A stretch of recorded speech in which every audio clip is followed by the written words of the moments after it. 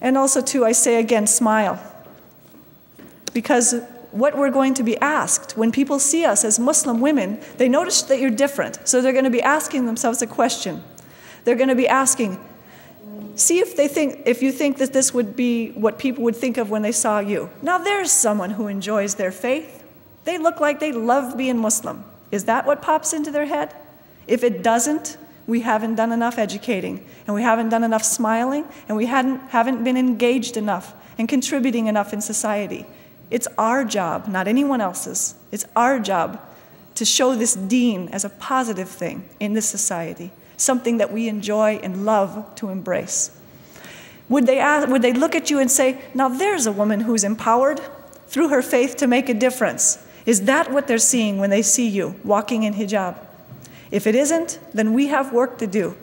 You women, we have work to do. And you men, educating ourselves about Islam is not just the women's importance. It's not just the responsibility of women, because you are going to be fathers of daughters.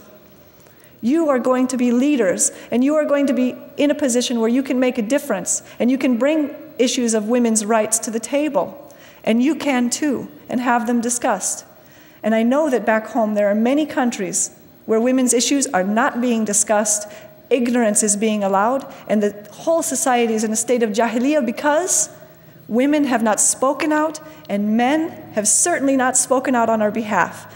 It is men's and women's responsibility to see that this half of the society over here gains all of the rights that Islam gave them 1,400 and some years ago, because that's what balances a society and makes a society positive and puts a society in a balance that then can show to the world that Islam is a religion with a fair and loving and just God. We must show that love of Islam to our fellow human beings, through our attitudes and through our actions.